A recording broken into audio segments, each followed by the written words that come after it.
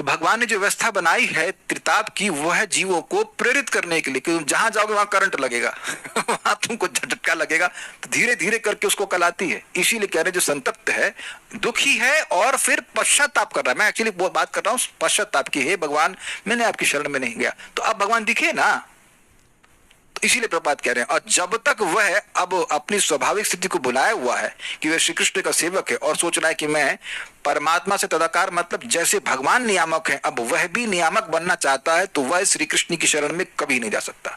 गीता में इस बात को समझाते हैं और आप थोड़ा समझिए। कोई ऐसा व्यक्ति आप जिसको जानते हो जो इस जगत में प्रभुत्व जताना चाहता है, वो एमपी बनना चाहता है, ये बनना चाहता है, वो बनना चाहता है, तो क्या ऐसा व्यक्ति भगवान की शरण में जाता है? आप बताओ।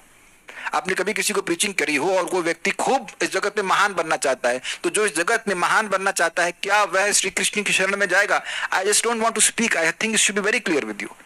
तो परमात्मा से तदाकार मतलब है कि मैं इंजॉयर, अहम, मैं प्रभु हूं, मैं स्वामी हूं, मैं केंद्र में हूं, तो जब तक ये भावना होगी वो श्री कृष्ण की शरण में कभी नहीं जाएगा। उसको काय का पश्चाताप हो रहा है? बड़े तेज हैं, क्या है वो? ईश्वरो हम, अहम भोगी, सिद्धो हम, बलवान सुखी। भाई मैं ईश्वर हूं, आपको पता नहीं? अगर देखिए पहले तो ईश्वर नहीं है, और अगर है तो कौन हूं? मैं हूं। मेरे तो भगवान है ही नहीं, और है तो मैं हूं। ये जो भावना बनी रहेगी ना कि कोई ईश्वर नहीं, अगर है तो मैं हूं और मैं सिद्ध हूं, मैं सब जानता हूं, ये क्या बाबा लोग आएंगे समझाने के लिए मेरे को, तो ऐसे व्यक्ति कभी भगवान के पास जाएगा? तो यही बात प्रभु समझा रहे हैं।